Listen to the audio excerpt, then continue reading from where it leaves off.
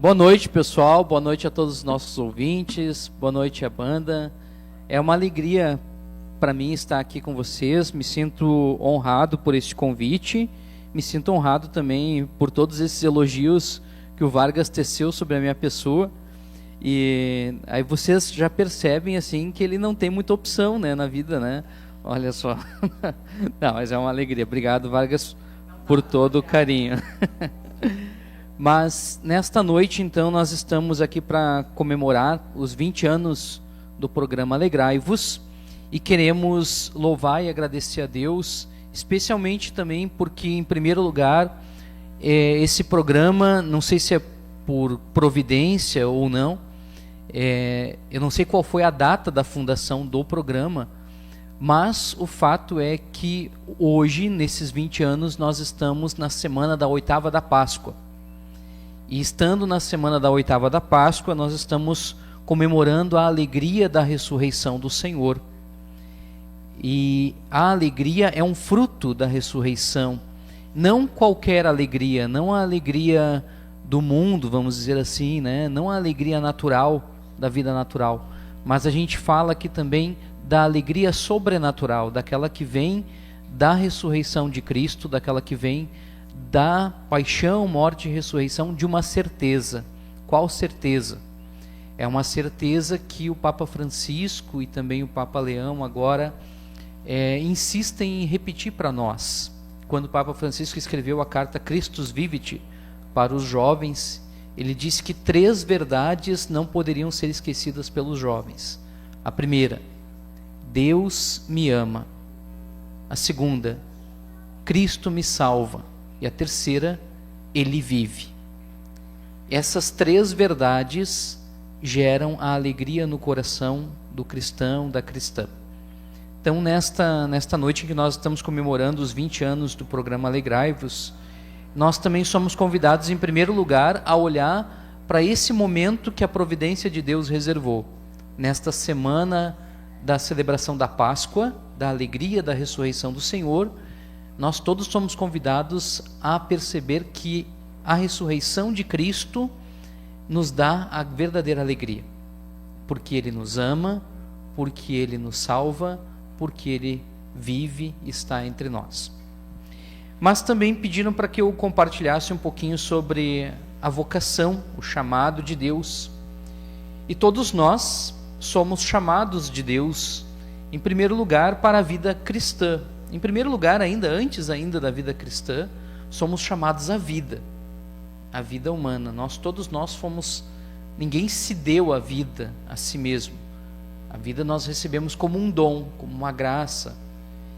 E esse, em primeiro lugar, então, esse chamado à vida. E depois um segundo chamado que nós recebemos é o chamado a ser cristãos. Chamado a seguir Jesus Cristo, a ter a consciência de que Ele nos ama profundamente, que Ele também nos confere uma missão. E aí então vem o terceiro chamado, que é o chamado à vocação específica.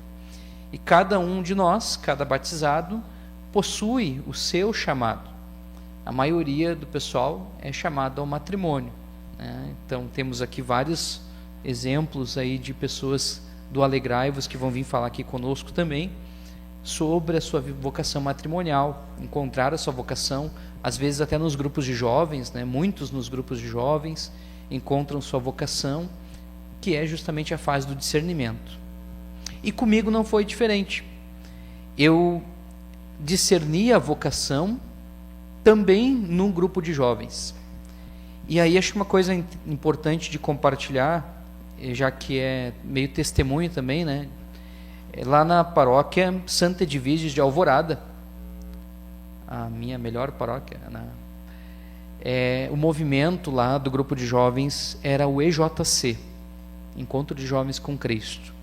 E eu trago com muito carinho uma lembrança muito boa, muito bonita das ações que o grupo de jovens fazia. Eu estava na Crisma, eu tinha em torno de 14 anos mais ou menos, ou seja, faz bastante tempo. Mas faz uns 20 anos, não tanto. Mas aquele grupo de jovens, eles faziam no primeiro sábado do mês, eles faziam uma ação de ir pelas ruas do bairro coletando alimentos nas casas. E esses alimentos eles levavam depois para a casa das irmãs, que era a casa social, e ali então eles distribuíam, faziam cestas básicas para as pessoas carentes. Nessa época eu era crismando, eu estava fazendo a crisma. E eu achava aquilo muito bom. Eu achava um gesto fantástico. E depois ainda, o grupo de jovens, no terceiro domingo do mês, eles faziam um carreteiro para levar para uma vila pobre lá de casa, lá perto de casa. E depois que eu entrei para o grupo de jovens, essas duas ações mexiam muito comigo. Por quê? Porque eu passei a minha infância toda praticamente jogando videogame. Então, o que eu mais gostava de fazer era jogar videogame. Então, eu ia para a escola, estudava, voltava para casa, ficava jogando videogame. Claro que eu fazia as lições de casa também, né? Dormia, comia, mas jogava videogame. Assistia Chaves, Chapolin e depois jogava videogame de novo. Mas eu me sentia um inútil como ser humano, assim. E olhando para aqueles jovens e percebendo que eles faziam coisas que ajudavam o mundo a ser melhor, que ajudavam a sociedade a crescer, a se desenvolver, a fazer o bem para os outros, aquilo ali me tocou bastante. E eu sempre fui assim bastante religioso desde pequeno também, né? Pai e mãe iam na missa, enfim. Mas aquilo ali foi me fazendo encontrar um sentido de vida muito profundo. E junto com esse sentido de vida profundo, uma razão de existir maior, mas me levou também a uma grande alegria. A alegria de poder me doar para a igreja, me doar para servir a igreja. E desde então eu aprendi a tocar violão, aprendi a cantar. Eu canto muito bem até hoje, né? No banheiro especialmente, assim, maravilha. Mas então aprendi a desenvolver esses dons que Deus foi dando e coloquei isso a serviço. Então chegou uma época da vida que eu era mais presente na paróquia do que as senhorinhas piedosas, porque eu ia na missa na quarta, eu ia na missa no sábado de tarde numa comunidade, depois eu ia na missa na matriz com o padre, depois eu ia no domingo de manhã, depois eu ia no domingo de noite, e sempre que tivesse alguma coisa na igreja eu estava lá no meio, nem que fosse para abrir a igreja até fechar a igreja. Chegou até um ponto que o padre me deu a chave da igreja, junto com os ministros também, que tinha a chave da igreja, era só os ministros da Eucaristia e o Luizinho, que tinha a chave da igreja.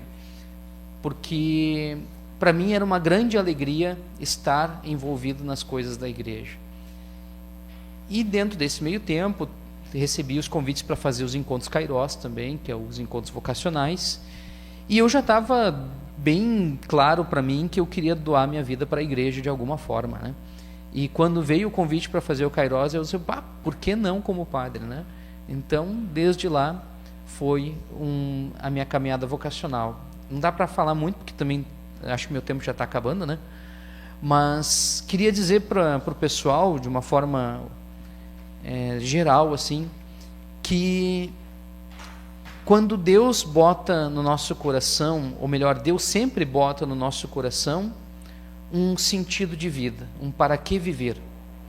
E o Papa Francisco também, cito ele porque ainda está mais presente na minha memória, ele dizia assim, que a grande pergunta que nós todos devemos fazer não é para que estou aqui, mas para quem eu sou, para quem eu existo.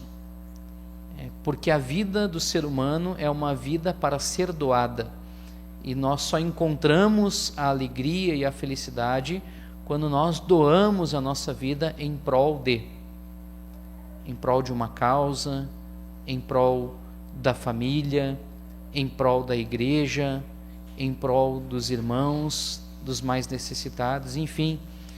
E isso é tão verdadeiro, né, que é evidente que não precisaria nem do que eu vou falar agora para comprovar que isso é verdadeiro, mas é fato também que um psicólogo do campo de concentração, o Viktor Frankl, ele fala que o ser humano é para os outros. E ele não é nem católico, ele é judeu. E ele fala isso. A tia Nath é psicóloga, né, tia? Depois tu me corrige e acrescenta o que eu falo. Então, ele dizia que é para quem nós somos, né? E de fato, esse é o segredo da alegria. O segredo da alegria cristã não é uma alegria egoísta, mas é o doar a vida em prol. Então, acho que o recado que eu gostaria de deixar aí para o pessoal, nesses 20 anos do programa Alegrai-vos, é justamente esse. Que Deus nos reserva uma grande missão, e a missão é para quem nós somos. Para quem nós somos? Para os que mais precisam, para a família que Deus reserva para mim, para os filhos que eu vou me doar depois, para a igreja, para uma missão.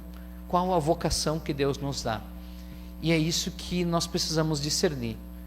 E como é que Deus fala? Como é que Deus dá certeza? Certeza absoluta, escrita, por exemplo, assim, numa mensagem de WhatsApp, nunca vai existir. O que vai existir? Vai existir a realização naquilo que a gente faz. Vai existir a alegria de fazer o que nós fazemos. E este é o grande sinal de Deus. O grande sinal é a alegria de fazer aquilo que fazemos e de viver o que vivemos e de sermos quem somos. Então, que nós possamos, especialmente aos jovens que escutam o programa Alegrai-vos, que possam discernir a sua vocação a partir desses sinais e dessa pergunta: para quem eu sou? Para quem Deus me criou? Tá bueno? Então tá, shalom gurizada, e é isso aí.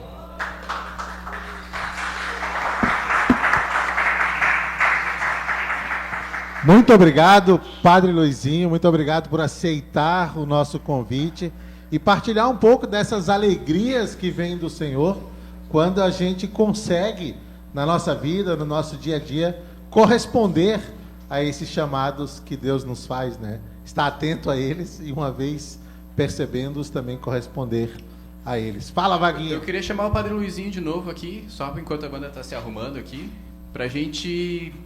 Talvez o pessoal seja curioso, quando é que o senhor identificou assim, tem algo aqui que está tocando no meu coração e que eu preciso viver isso aqui na minha vida? Então, desde pequeno, estava dizendo também, disse superficialmente, né, mas desde pequeno a fé cristã sempre me chamou a atenção, né? Tanto que os meus irmãos eram do grupo de jovens, hoje eles até se afastaram assim da igreja, mas na época eles eram muito presentes na igreja.